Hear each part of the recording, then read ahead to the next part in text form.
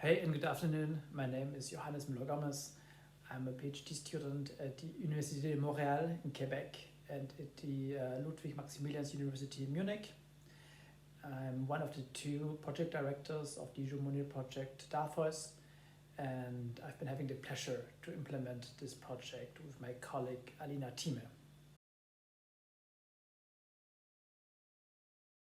Yeah, the basic context of this project is the debate on the future of the European Union, a debate which was especially caused by the Brexit vote.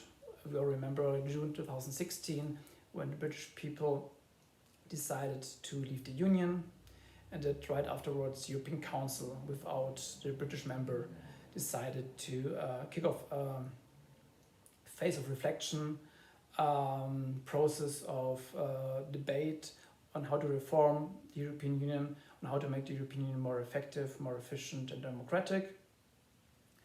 That happened in September 2016 in Bratislava when the European Council initiated the so-called Bratislava process. And in this context, Alina and I thought, okay, we want to propose a project which contributes to this debate of how we can improve the European Union.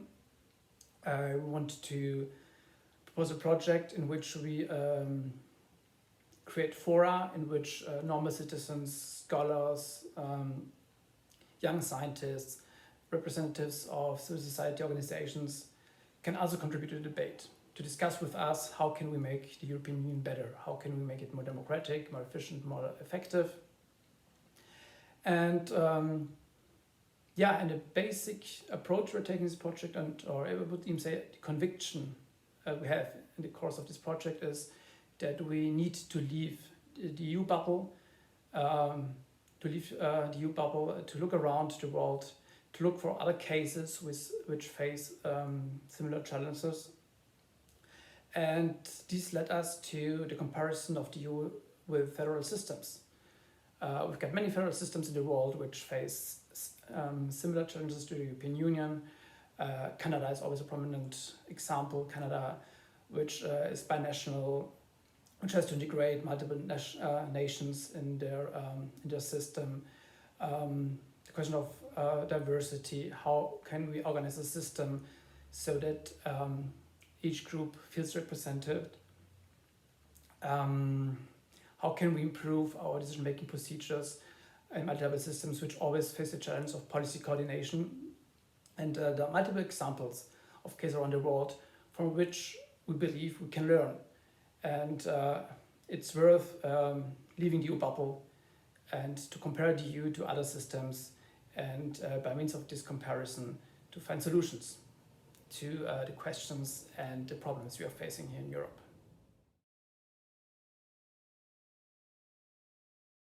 Is it unique what we are doing? Yes and no. Our approach to compare the European Union to other systems, in particular federal systems, has an academic basis at least. It has been in particular since the 1990s, since the negotiations and the entry into force of the Maastricht Treaty, that more and more scholars decided or plead in favor of leaving the EU bubble and to compare the European Union to other federal systems, or at least in general to other political systems. With the basic argument, okay, the European Union is far more than a simple international organization. It has become an actual political system, so it makes sense to compare it to other systems. And this discussion has been going on since the 1990s, and more scholars have decided to do so, to use comparative approaches to study the European Union. So there is a clear theoretical basis for what we are doing at DAFEUS, but at the same time it's still not very common to do so. Although it's accepted, although we use approaches that we know from comparative politics to the European Union, it's still very rare to really actually compare explicitly the European Union to other systems. There are several cases of explicit comparisons of the European Union to federal systems in academia. They're still very rare, and that's also something where DAFEUS wants to come in and demonstrate that it makes sense to compare the European Union to other cases. in particular federal systems. It makes sense, and it also works empirically.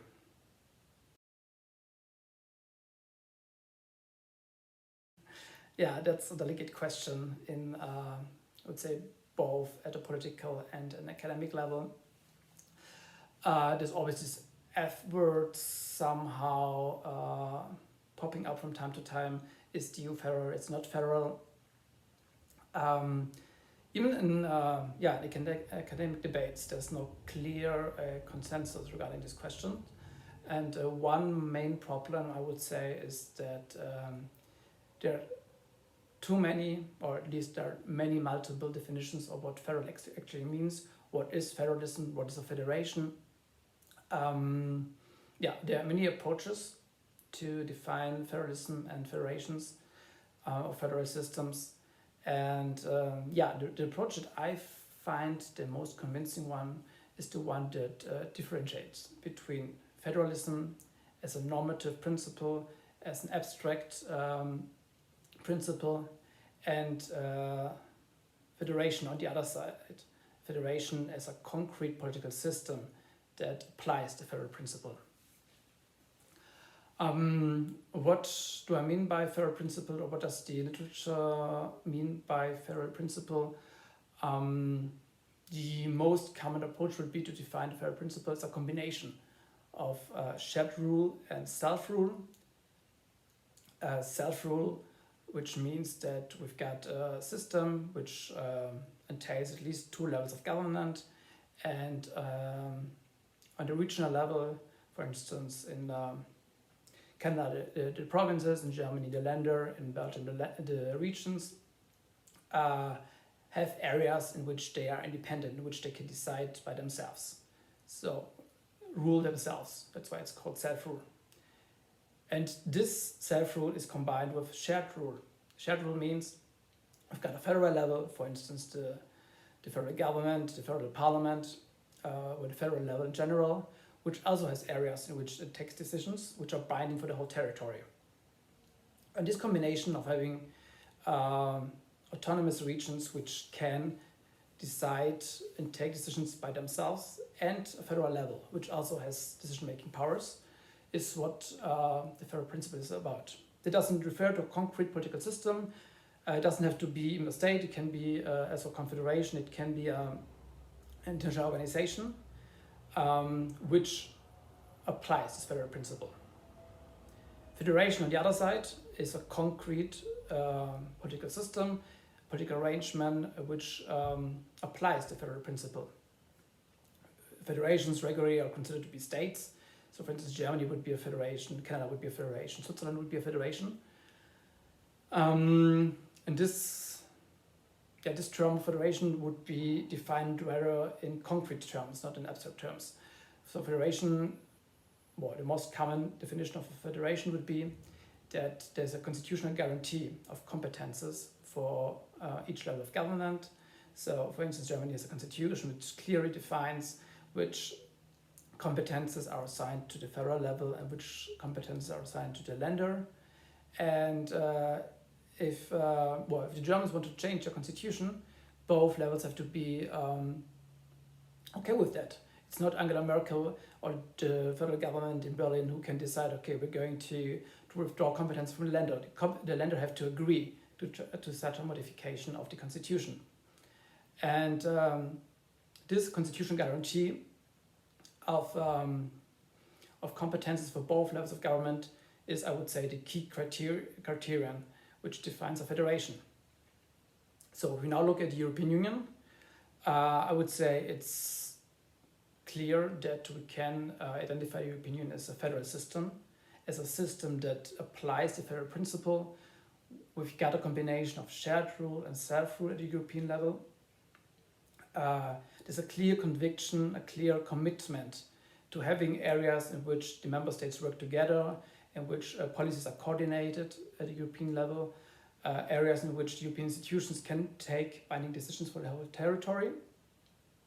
And there's also a commitment to keeping several areas, several policy fields, competences at the regional, at the national level, and to have the regional national parliaments to take binding decisions. And this very combination of having this both convictions to shared rule and self-rule is what makes a federal system, a system which applies the federal principle. So yes, the European Union is a federal system. It is a system that applies the federal principle, but it's not a federation.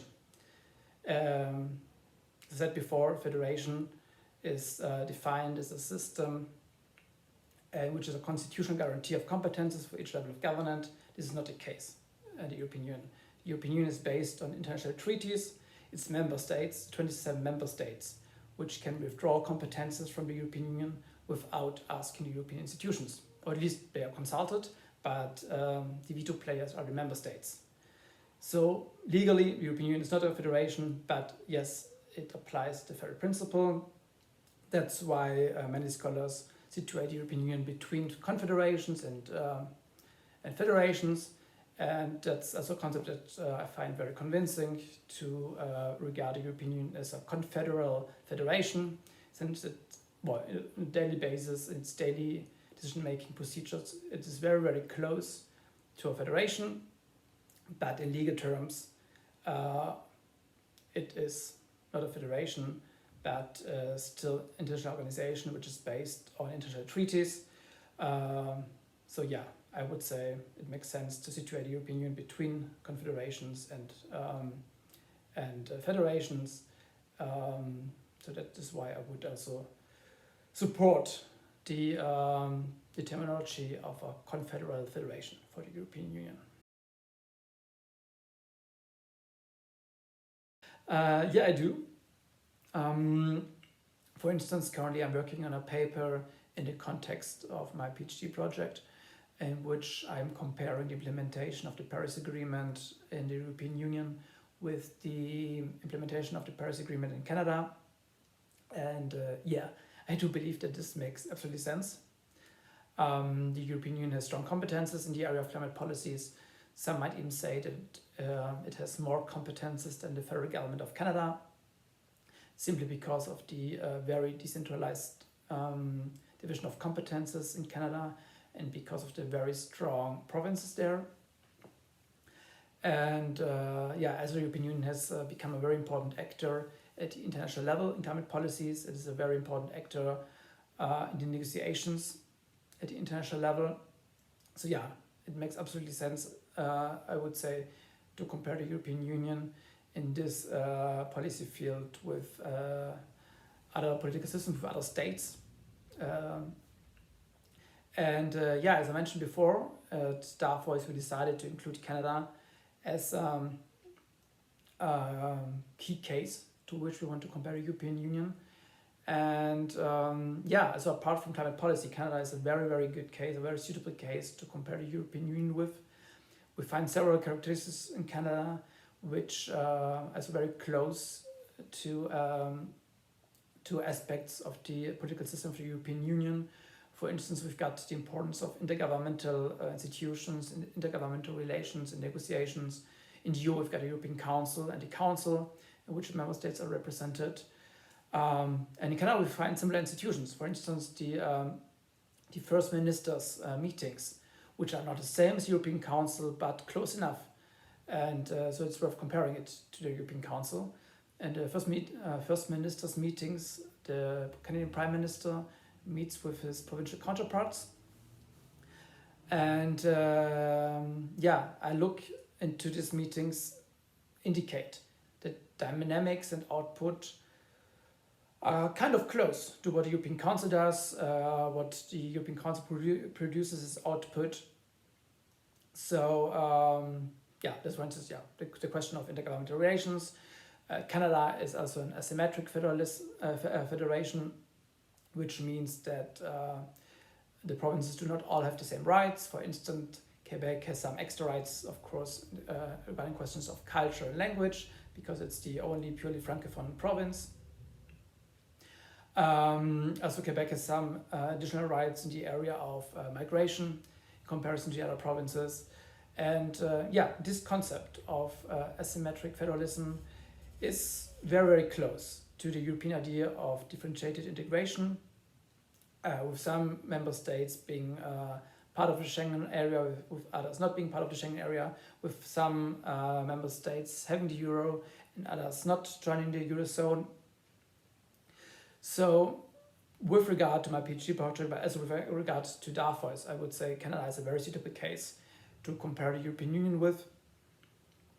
We find on a theoretical level, conceptual level, we find many elements of the political system which are close to the European system, and also on the empirical level and normative level.